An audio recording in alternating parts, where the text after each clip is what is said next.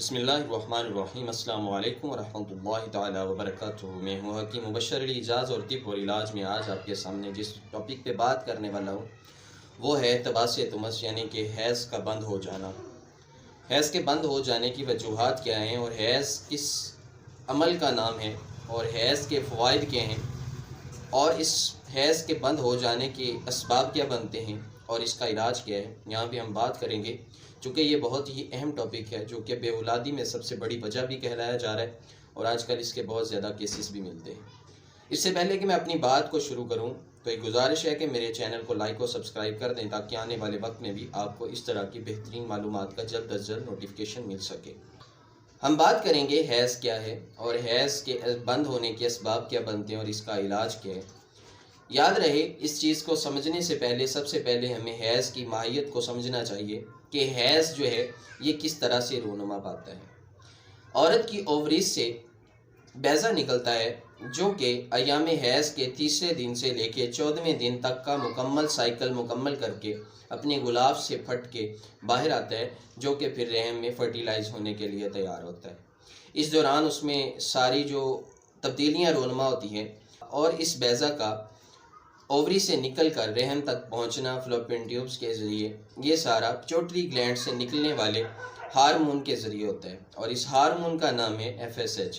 اور پھر جب یہ غلاف پھٹتا ہے اور اس غلاف سے پھر دو ہارمونز نکلتی ہیں جو کہ ایسٹروجن اور پروجسٹرون ہوتے ہیں، اور یہ دونوں ہارمون پھر مختلف تبدیلیوں کے بعد رحم میں اندرونی جو ساختی تبدیلی آتی ہے اس میں مزید تبدیلیاں لا کے اور پھر FSH کی پیدائش کو روک کر پھر حیض کے اگلے سائیکل کی طرف لے کے جاتے ہیں۔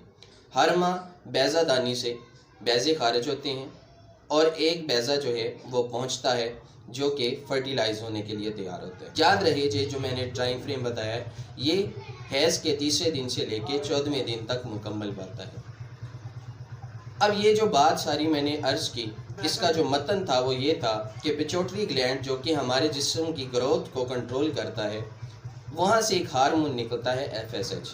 اب اس کی جو خرابی ہو جائے گی تو اس خرابی کی وجہ سے یہ سارا معاملہ بھی خراب ہو جائے گا، بیضہ نکلے گا نہیں، اور عورت جو ہے وہ بے اولادی کی طرف چلی جائے گی۔ اب کسی عورت کو اگر یہ عارضہ لاحق ہو گیا ہے تو وہ کس مزاج میں ہوگا، اس کے لیے ایک اصول جو ہے وہ ذہن نشین فرما لیں۔ وہ اصول یہ ہے کہ بلغم کی زیادتی میں خون جاری نہیں ہوتا، اور جب بلغم کم ہو جائے تب خون جاری ہونا شروع ہو جاتا ہے۔ اب اس کے اسباب کیا ہیں اور اس کی علامات کیا ہے؟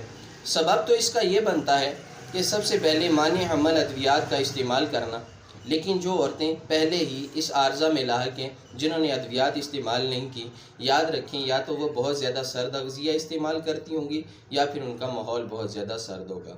چاولوں کا زیادہ استعمال کرنا اور جیسے بہت زیادہ فائبرز وغیرہ کا لینا، یہ بھی اس کی وجہ بن سکتی ہے۔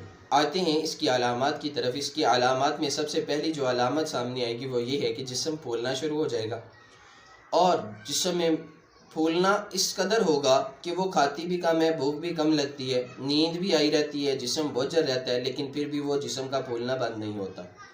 بلڈ پریشر لو رہتا ہے، اور نیند کی زیادتی سے جو ہے بوجھل پن آ جاتا ہے۔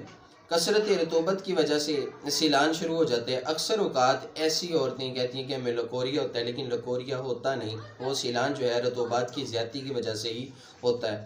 چونکہ رطوبات زیادہ ہو جاتی ہیں اس لیے زکام بھی لگا رہتا ہے، اور دردوں کا تو کہہ لیں کوئی پیمانہ نہیں ہے کہ کتنی دردیں ایسی عورتوں کو جو ہے وہ لاحق ہوتی ہیں۔ آتے ہیں اس کے علاج کی طرف۔ میں نے اس کا ایک کلیہ آپ کی نظر کی ہے، وہ یہ ہے کہ جب رطوبات کم ہوں گی تو خون جاری ہو جائے گا، اور جب رطوبات زیادہ ہو جائیں گی تو پھر خون جاری نہیں ہوگا۔ اخراج خون کو بند کرنے کے لیے رطوبات کا بڑھا دینا علاج ہے، اور خون کو جاری کروانے کے لیے رطوبات کا کم کر دینا اس کا علاج ہے۔ آتے ہیں حیض کے بند ہو جانے کے علاج کی طرف۔ اس کا علاج یہ ہے، یہ نسخہ آپ کو اسکرین پہ نظر آ رہا ہوگا، اس میں ہے ابھر، رائی، مرمکی، تمہ، بال چھڑ اور مصبر۔ اس سب کو آپ نے پسوا لینا ہے، اور ½ ٹی اسپون آپ نے صبح دوپہر شام اس کی خوراک لینی ہے، اور آپ نے اس کو لینا ہے لونگ، دارچینی اور بڑی الائچی کے کہوا کے ساتھ۔ انشاءاللہ آپ اس کا متواتر 1.5 ہفتہ استعمال کریں، آپ کے یہ سارے معاملات جو ہیں وہ بہتر ہونا شروع ہو جائیں گے۔ اللہ رب العزت آپ کو حضور جان عالم صلی اللہ علیہ وآلہ وسلم کے وسیلہ سے صحت کاملہ عاجلہ عطا فرمائے۔ السلام علیکم ورحمۃ اللہ تعالی وبرکاتہ۔